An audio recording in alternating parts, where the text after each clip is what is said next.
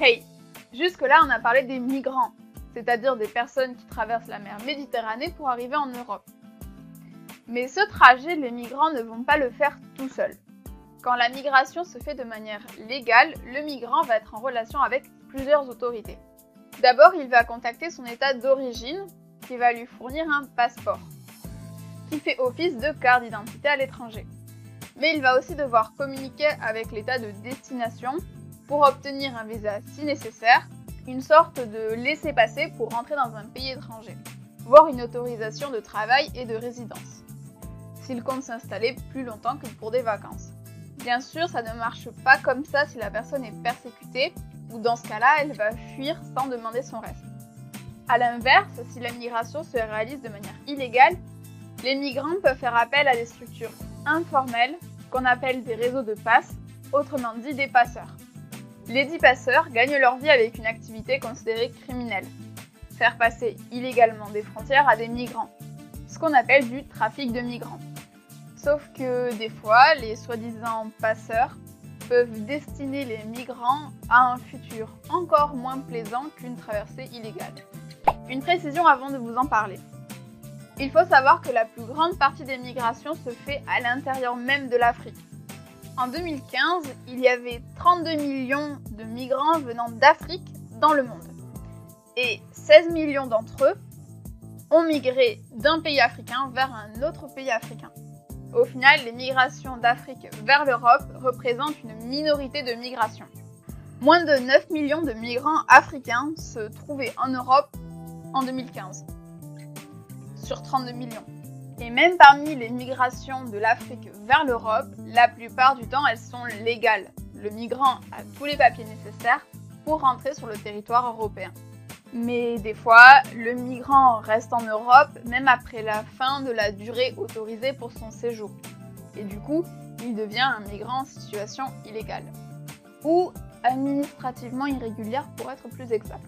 Au final, les passeurs qui affrètent des petits bateaux entre l'Afrique du Nord et l'Europe du Sud pour y entasser des migrants, ça reste une exception à l'échelle globale des migrations, tout en restant un vrai drame humain qu'on ne peut pas ignorer.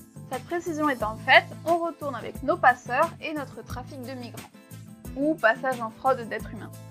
Comme le but est de faire passer des personnes d'un pays à un autre, c'est une activité illicite d'ampleur internationale.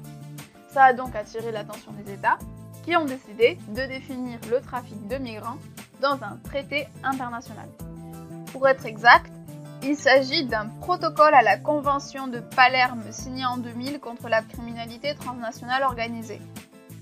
Cette convention transcrit la volonté de nombreux États de combattre les groupes criminels internationaux, étant donné qu'elle a été ratifiée par 147 États.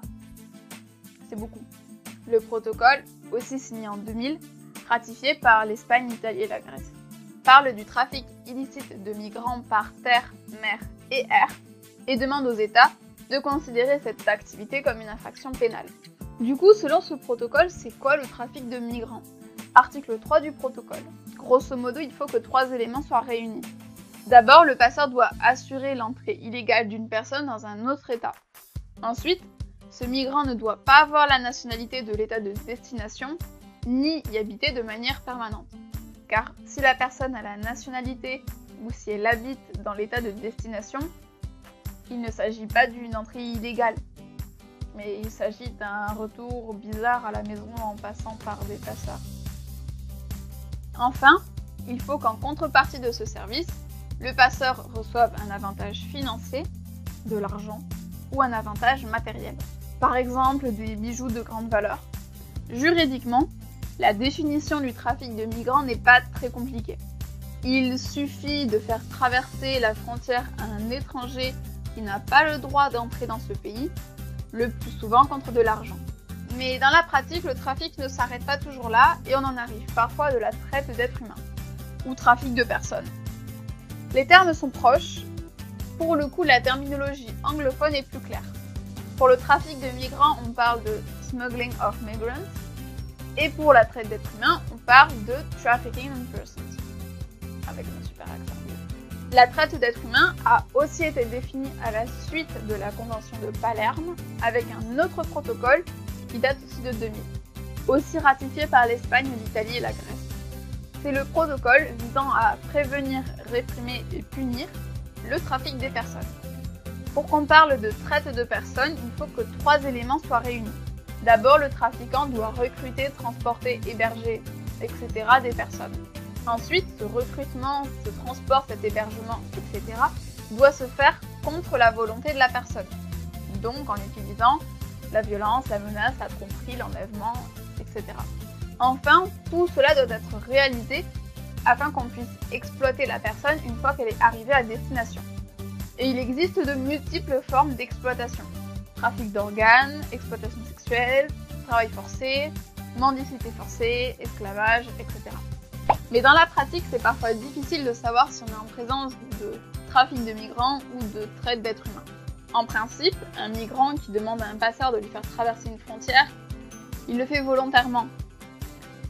Et une fois la frontière traversée, il n'a plus de relation avec le passeur. Mais si le passeur exploite le migrant par la suite et qu'on ne s'en rend pas compte, le migrant n'aura pas droit au statut de victime de traite d'êtres humains. Ce genre de victime ayant droit à une protection spéciale. Et la peine peut varier pour le passeur trafiquant. En Grèce, pour le trafic de migrants, même si la loi n'est pas très claire. Donc, comme pour la traite, on est sur 10 ans d'emprisonnement. En Italie, déjà, c'est un peu différent. Pour le trafic de migrants, on est entre 1 et 15 ans d'emprisonnement.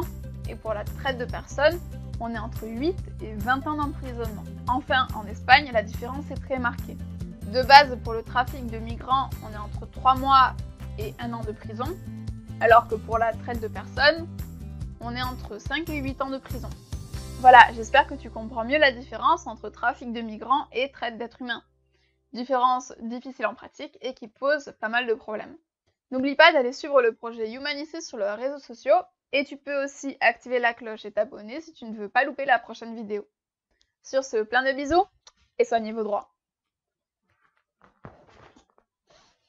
Mais t'es pas doué!